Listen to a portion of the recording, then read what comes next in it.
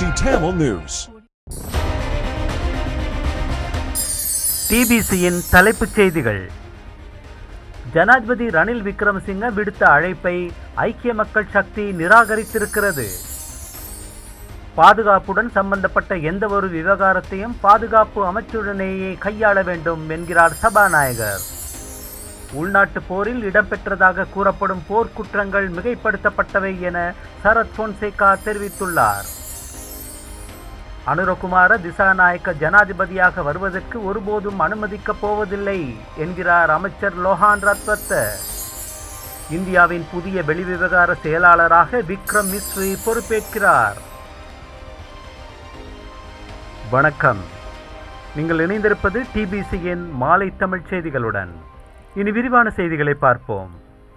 எதிர்க்கட்சி தலைவர் சஜித் பிரேமதாசாவும் அவருடன் இருப்பவர்களும் நாட்டை பாதுகாக்க தனக்கு ஆதரவளித்தால் ஐக்கிய தேசிய கட்சியின் உறுப்புரிமையை அவருக்கு மீண்டும் வழங்க தயாராயிருப்பதாக ஜனாதிபதி ரணில் விக்ரமசிங்க விடுத்த அழைப்பை ஐக்கிய மக்கள் சக்தி நிராகரித்திருக்கிறது.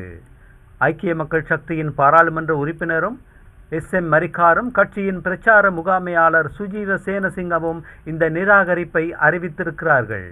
நாட்டை பாதுகாக்க நாம் ஆதரவளித்தால் ஐக்கிய தேசிய கட்சியில் எமது உறுப்புரிமையை மீண்டும் தருவதாக ஜனாதிபதி அறிவித்திருக்கிறார். ஸ்ரீலங்கா பொதுஜன பெரமுனவின் அமைச்சர்களான பிரசன்ன ரணதுங்க, பிரசன்ன ரணவீர மற்றும் ரோஹித அபே குணவர்தன போன்றவர்களுடன் நாம் ஒரே மேடையில் ஏற விரும்பவில்லை என்பதால் ஜனாதிபதியின் அழைப்பை நிராகரிக்கிறோம் என்று மரிக்கார் இன்று கொழும்பில் செய்தியாளர்கள் மாநாட்டில் கூறினார்.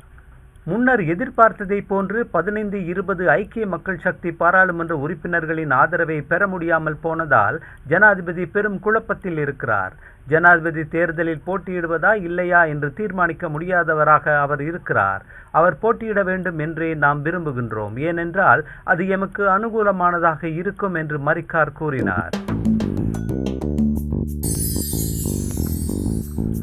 எதிர்க்கட்சி தலைவர் சஜித் பிரேமதாசாவின் பாதுகாப்பை அரசாங்கம் உறுதி செய்ய வேண்டும் என்று அவரின் ஐக்கிய மக்கள் சக்தி விடுத்த வேண்டுகோளுக்கு பதிலளித்த பாராளுமன்ற சபாநாயகர் மஹிந்த யாப்பா அபிவர்தன பாதுகாப்புடன் சம்பந்தப்பட்ட எந்தவொரு விவகாரத்தையும் பாதுகாப்பு அமைச்சுடனேயே கையாள வேண்டும் என்று கூறியிருக்கிறார்.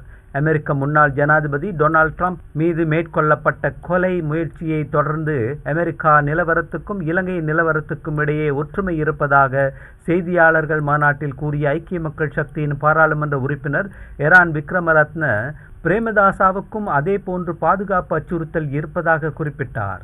சபாநாயகர் என்ற வகையில் இந்த விவகாரத்தில் தலையீடு செய்வீர்களா என்று கொழும்பு ஆங்கில பத்திரிகை ஒன்று அபேவர்தனவிடம் கேட்டபோது அதில் தனக்கு எந்த சம்பந்தமும் இல்லை என்று பதிலளித்தார்.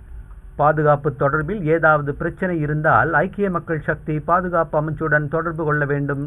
நான் அறிந்த வரையில் பிரேமதாசாவுக்கு ஏற்கனவே கூடுதலான பாதுகாப்பு, அதாவது அமைச்சர் ஒருவருக்கு வழங்கப்படுவதையும் விட கூடுதல் பாதுகாப்பு வழங்கப்பட்டிருக்கிறது என்று சபாநாயகர் கூறினார். பிரேமதாசாவுக்கு மேலதிக பாதுகாப்பு தேவை என்று முறைப்படியான வேண்டுகோள் எதுவும் விடுக்கப்பட்டதா என்பதை அறிய ஐக்கிய மக்கள் சக்தியின் பொதுச் செயலாளர் ரஞ்சித் மத்தும பண்டார, போலீஸ் ஊடக பேச்சாளர் பிரதி போலீஸ் மா அதிபர் நிஹால் தல்துவ ஆகியோருடன் தொடர்பு கொள்ள மேற்கொண்ட முயற்சி பலனளிக்கவில்லை என்று அந்த பத்திரிகை இன்று செய்தி வெளியிட்டிருக்கிறது.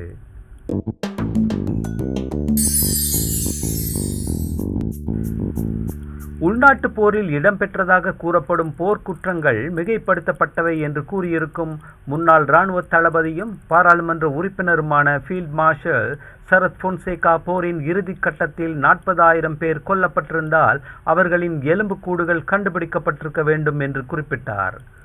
கொழும்பு ஆங்கில ஊடகம் ஒன்றுடன் பேசிய பொன்சேகா உள்நாட்டு போரின் இறுதி கட்டத்தில் சில சம்பவங்கள் இடம்பெற்றதை மறுக்கவில்லை. சில சம்பவங்கள் தொடர்பாக தான் விசாரணையை ஆரம்பித்ததாகவும், ஆனால் இறுதியில் பதவியிலிருந்து நீக்கப்பட்டதன் காரணத்தினால் விசாரணையை தொடர தன்னால் முடியவில்லை என்றும் அவர் கூறினார். எதிர்வரும் ஜனாதிபதி தேர்தலில் போட்டியிடுவது குறித்து இன்னமும் தீர்மானிக்கவில்லை என்று கூறிய ஃபீல்ட் மார்ஷல் தன்னுடனான கருத்து வேறுபாடுகளை அகற்றி முன்னோக்கி செல்வதற்கு ஐக்கிய மக்கள் சக்தியின் தலைவர் சஜித் பிரேமதாசா முயற்சி எடுக்கவில்லை என்றும், தான் பேசுவதற்கு தயங்கியிருந்தாலும் கூட அவர் என்னை அழைத்து வேறுபாடுகளை மறந்து ஒற்றுமையாக முன்னேறுவோம் என்று பிரேமதாசா கூறியிருக்க வேண்டும், அவ்வாறு அவர் செய்யவில்லை என்றும் கூறினார்.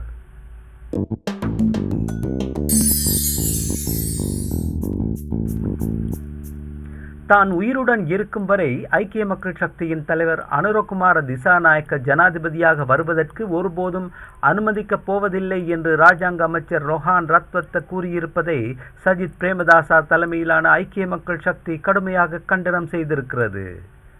இது தொடர்பாக கருத்து தெரிவித்த பாராளுமன்ற உறுப்பினர் எரான் விக்ரமரத்ன, தேர்தல்களில் வன்முறை தொடர்பிலான இலங்கையின் வரலாற்றை நோக்கும்போது ரத்வத்தையின் கருத்தில் ஆபத்து தொனிக்கிறது. வேட்பாளர் ஒருவர் ஜனாதிபதியாக தெரிவு செய்யப்படுவதை தடுப்பதற்கான உரிமை எந்த அரசியல்வாதிக்கும் கிடையாது. தேசிய மக்கள் சக்தியின் கொள்கைகளை நாம் ஏற்றுக்கொள்ளாத போதும் தேர்தலில் அதன் வேட்பாளர் மக்களால் தெரிவு செய்யப்படுவதை அனுமதிக்கும் அல்லது தடுக்கும் உரிமை எந்த அரசியல்வாதிக்கும் கிடையாது என்று குறிப்பிட்டார். இந்தியாவின் புதிய வெளியுறவு செயலாளராக சீனா மற்றும் தேசிய பாதுகாப்பு விவகாரங்களில் நிபுணரான விக்ரம் மிஸ்ரி பொறுப்பேற்றுக் கொண்டார். வெளியுறவுத்துறையின் செயலாளராக இருந்த வினாய் குவாத்ரா நேற்று முன்தினம் ஓய்வு பெற்றதை அடுத்து புதிய வெளியுறவு செயலாளராக விக்ரம் மிஸ்ரி நேற்று பொறுப்பேற்றுக் கொண்டார். இவ்வாறு பொறுப்பேற்றுக் கொண்ட விக்ரம் மிஸ்ரிக்கு வெளியுறவுத்துறை அமைச்சர் எஸ் ஜெய்சங்கர் வாழ்த்து தெரிவித்தார்.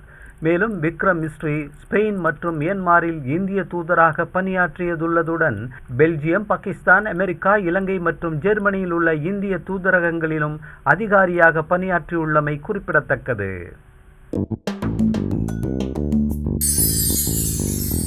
இலங்கை உட்பட 93 நாடுகளின் பிரஜைகள் விசா இல்லாமல் பிரவேசிப்பதற்கு நேற்று முதல் தாய்லாந்து அனுமதி அளித்திருக்கிறது. ஒரு பேப்பர் விசாவை பெறாமல் இலங்கையர்கள் தாய்லாந்துக்குள் பிரவேசிப்பதற்கு அனுமதிக்கப்படுவது இதுவே முதல் தடவையாகும். தாய்லாந்து பிரஜைகள் விசா இல்லாமல் இலங்கைக்குள் பிரவேசிக்கலாம். ஆனால் பயண ஆவணங்களின் பரிசீலனைக்காக $10 கட்டணத்தை செலுத்த வேண்டும். தாய்லாந்தின் உள்நாட்டு அமைச்சு அறிவித்திருக்கும் புதிய கொள்கையின் பிரகாரம் மேற்கூறப்பட்ட 93 நாடுகளின் பிரஜைகளும் 30 தொடக்கம் 60 நாட்கள் வரை விசா இல்லாமல் தாய்லாந்தில் தங்கியிருக்கலாம். ஆனால் போதிய நிதி, தங்குமிட வசதி, வருவதற்கு போவதற்குமான விமான டிக்கெட் ஆகியவை தொடர்பில் சான்றுகளை காட்ட வேண்டும் என்று கூறினார். ஓமான் தலைநகர் மஸ்கட்டில் பள்ளிவாசல் ஒன்றில் இன்று இடம்பெற்ற துப்பாக்கி தாக்குதல் சம்பவத்தில் 4 பேர் கொல்லப்பட்டதாக போலீசார் தெரிவித்தனர். வாடியல் கஃபீர் என்ற பகுதியில் இடம்பெற்ற இந்த தாக்குதலில் பலர் காயமடைந்ததாகவும் விசாரணைகள் தீவிரப்படுத்தப்பட்டிருப்பதாகவும் போலீசார் கூறினர்.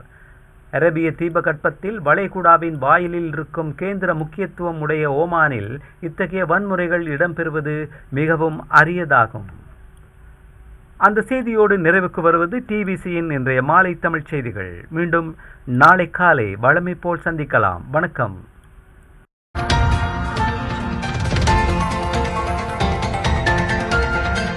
TVC Tamil News.